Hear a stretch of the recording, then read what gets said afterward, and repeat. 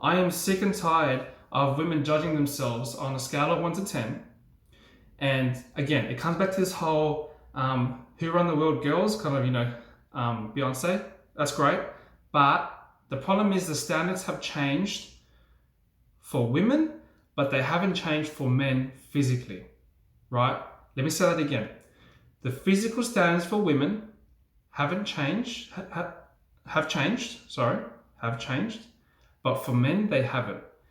Women expect the men to be fit, to be built, to be lean, to have a banging body, and to have nice, well-fitted clothing. Fine. What are the women doing these days? They're putting...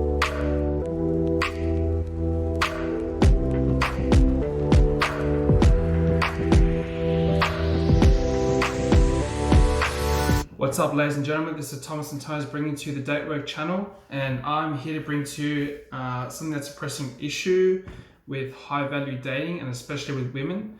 Now, women, I'm going to hit you up out here and give you some information about what high-value men are actually looking for, as opposed to what you think they're looking for, based on what your general circle of friends have told you going forward. Now, the thing is, like ladies, you have this perception that it's all about, a man's personality. He has to be good looking. He has to be financially stable. He has to have his emotional stability together. But then when it comes to you women out there, you struggle to do the same for yourself, right? See, men are not necessarily looking for someone who has a master's degree, or somebody who has a bachelor's degree, or somebody that earns a six-figure company or a five-figure company, right? Men are looking for different traits to what women are. You have to understand that it's the same traits don't apply for women and for men. Men look for different values in a woman than what a woman looks in for a man. So if you're going about it looking at a man for, to see how he fits in with society, you got to make sure he has a banging body.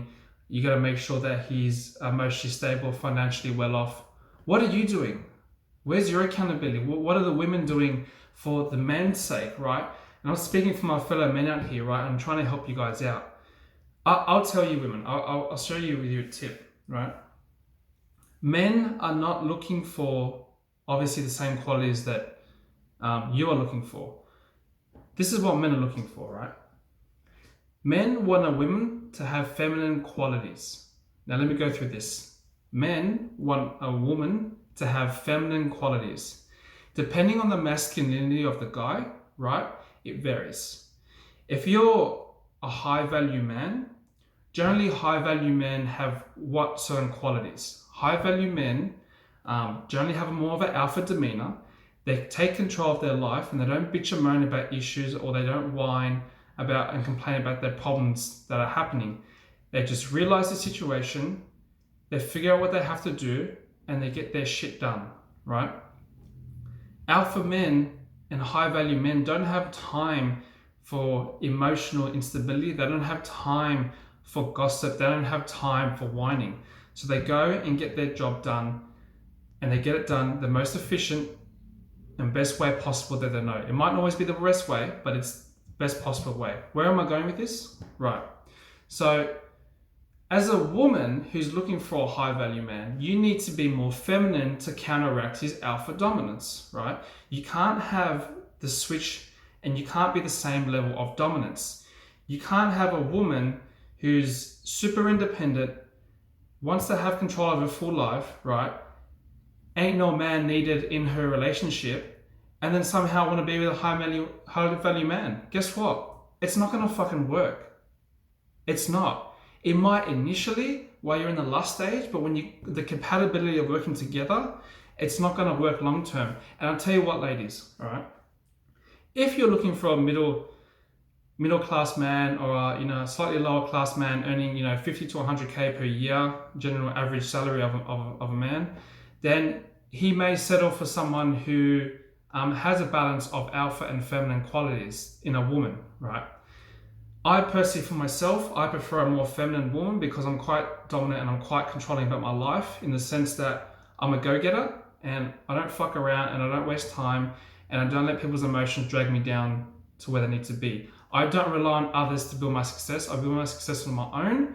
I have my own accountability and I have my own responsibility. See, this is also the other thing is that women want a man to do all these things, but then they're not bringing the qualities to the table that the man wants, that the man actually wants from you, right? You need to be feminine, you need to be vulnerable, right? And you need to be emotionally connected to your partner, especially if he's a high value man. Why is that important? Because he's so controlling, he's so headstrong, and he needs to be basically the bulldozer for life. He's got to do a lot of the pushing, a lot of the hard work, and actually push and have that dominant streak. He doesn't want to come home after a long, hard day of work to a dominant, controlling, ain't no man needed kind of wife. That bitch is going to get fucked off so quickly. And I'm sorry for the profanity, guys. And for my pretty ladies out there, all right? But this has got to stop. If you are looking for a high value man, he's going to have high value alpha male qualities. Full stop. He requires a more feminine woman. Full stop. He requires more vulnerability because that's how he's going to connect with you on a deeper level, and that's how he builds his relationships in his business and his life. Right. I'm going to take you guys to step 2, right? This one is a given. Every single woman who wants a high value man needs to look after themselves physically. 120%. I can't stress this one enough. Honestly cannot. I am sick and tired of women judging themselves on a scale of 1 to 10. And again, it comes back to this whole who run the world girls, kind of, Beyonce. That's great. But the problem is the standards have changed for women, but they haven't changed for men physically, right? Let me say that again. The physical standards for women haven't changed, have changed, but for men, they haven't. Women expect the men to be fit, to be built, to be lean, to have a banging body, and to have nice, well-fitted clothing. Fine. What are the women doing these days? They're putting on extra weight. They're letting into their nutrition and just eating donuts and having that feeling of that you have to accept me for who I am. And they're putting on extra weight and they're setting themselves standards. They go, oh, I'm a little bit curvy or I'm a little bit overweight, when really they're actually just fat. I'm sorry to bring it to it, but that's the truth. You're actually just fat, right? And yes, I might get some backlash from this video, but I don't care. The reality is, right, and I'm speaking in the sense of high value dating now, okay? So this whole channel is based on high value dating.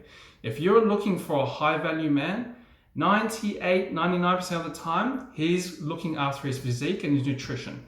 That his 2 factors that he's prioritizing in order to better his mental health, his physical health, and his spiritual health as well. So having a woman that's not fit and healthy as well is not attractive. Let me tell you something, ladies, all right? You ask most guys in the world what they value the most in a woman, right? Because this is where a difference between what women want in a guy and what men want in a woman, right? The most attractive trait of a woman that we absolutely love, probably the top 2, right? First one is physical appearance, right? How your face actually looks, right? The second one is your physique, how fit you are. Now, fit is not defined by wearing yoga pants and walking down the street, but you're actually considered overweight and you have extra belly fat hanging all off you, right?